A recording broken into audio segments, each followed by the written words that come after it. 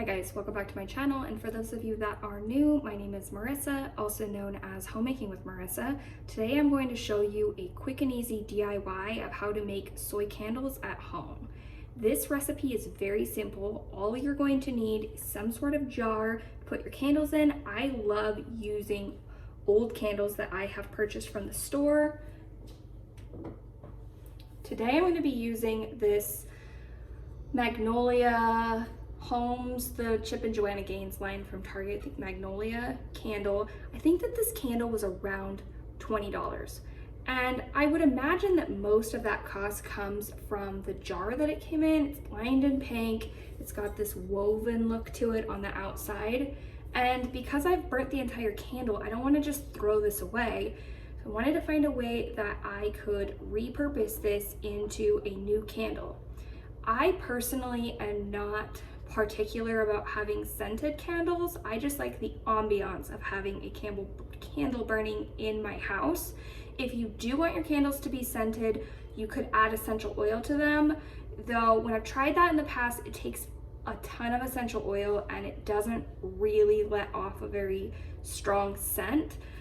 For this particular DIY, I'm just going to be making unscented candles. In addition to our candle jar, I am going to need soy melts. These I found off of Amazon. Truth be told, I had no idea I was ordering this giant bag of these soy wax melts. Soy candles are my personal preference, but they're always more expensive at the store. So I thought that it was going to be nice to be able to make them myself. Because this is such a huge container, I do think it's going to take quite a few of these soy wax melts. You will also need candle wicks and an Instant Pot. I'm going to be using the slow cooker setting on my Instant Pot, so I would imagine that you could easily do this with a crock pot if you don't have any sort of Instant Pot. The first step is going to be removing the existing wicks out of the bottom of this candle. So I'm just going to, most of the time they're glued to the bottom, I'm just going to pull these out.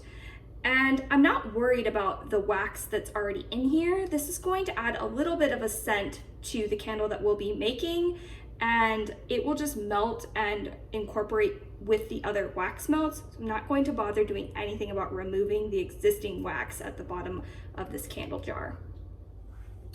Once you get all three of the wicks out of the bottom, I am going to fill it up with the wax melts. And I'm going to mention, in case you're new to my channel, we are in the middle of a kitchen remodel, which is why I have no backsplash on the back of my countertop. This was, I think this was around $30 for 10 pounds of soy wax melts. And you can also do this with beeswax as well. I didn't buy beeswax this time because it's more expensive, but I think 10 pounds is going to last me for years. All I did was take a 1 cup measuring scoop and fill it up with the wax melts. Now, because this will become liquefied in the Instant Pot, you might have to add more wax melts after it sits for a little bit if you want it to be a larger candle. Next, I'm going to take the Instant Pot, make sure and put your little grate that comes with the pot inside. And then I'm going to stick the pot right on top. Now I'm going to add 2 cups of water to the Instant Pot so that it will create some steam, put the lid on it, and set it on the slow cooker setting. Inside our pot, you can see we have our 2 cups of water, and I have just stuck the candle on top. I'm now going to put the lid on and then set it to the slow cooking setting. Now, you don't want it to be on sealing, you want it to be on venting to use slow cooking. Push the slow cook button, and I'm gonna set this for 20 minutes. Apparently this is set for like 13 hours, so I'm going to move this down. We'll set it for 30 minutes, let it start, and then I will check it. After 30 minutes, you can see that there's still some wax that hasn't melted in the center. This is really going to vary based on the amount of wax melts that you're using. So this particular candle took 3 cups of soy wax. If you were using something that was smaller, this could be completely melted in 10 to 15 minutes. I have just set this for another 30 minutes and we'll check it again at that point.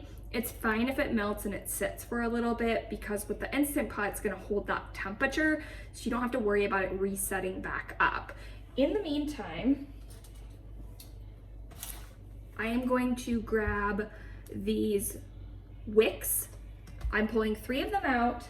And I forgot to mention this earlier, but I'm using pencils. You can use chopsticks, you could use like a butter knife. You just need something that you can loop the soy wax wick onto so that it doesn't fall down in the melted wax. All of these items I will link in the description box down below, so I will go ahead and put the wicks as well as the soy wax melts so you can easily find the stuff that I'm using. Here is what it's looking like. I stuck it in for another 25 minutes. You can see that the wax is completely melted. Now that it's melted, I am just going to use some pot holders and try to take this out really carefully. You want to make sure that you don't let any of the wax slosh out or it will make a gigantic mess. This is completely melted. I am just going to take our 3 wicks and I'm going to try to flatten these out as much as possible to get this little middle disc to lay flat. I will stick it into the bottom of our candle, and then I just take a pencil, I kind of wrap it around the wick, and then I set it on the top of the candle. Now, once this completely cools down, I'm gonna cut the ends of these wicks to the height of the candle so that it doesn't create too much smoke. So you can see that I have tried to lay the metal pieces flat on the bottom of the candle and try to separate the wicks out evenly. I did drop the pencil into the wax, and this is definitely the most challenging part and just takes a little bit of finesse to get it right. But I've never had a problem with the candles not burning properly, even if I don't get the spacing of the wicks perfect.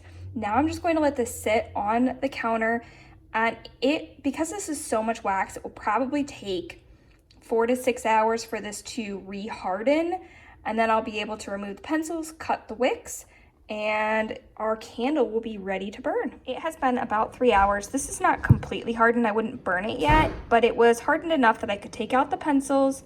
Now I'm just going to trim these wicks. If your wicks are too long, that's when a candle will start to smoke. So you want to have just a little bit of a wick, enough for you to be able to light it. Here is what your candle will look like once it has completely set up. I have trimmed the wicks. This is what I find to be the perfect length, but if they do smoke the first time you burn it, then you know that you need to trim them a little bit lower down to the base of your candle. I do have a couple of fingerprints in here where I touched it to see if it was set up yet, but the first time I burn it, that will come off, it will melt the wax, and then when it hardens again, you won't be able to see my fingerprints anymore. I hope that you guys found this video helpful. If you're new to my channel and you haven't done so already, you can subscribe by clicking on my face here. I will include an entire playlist full of DIYs for you here, as well as a video that YouTube thinks that you would enjoy down here. I hope you are all staying happy and healthy. Bye!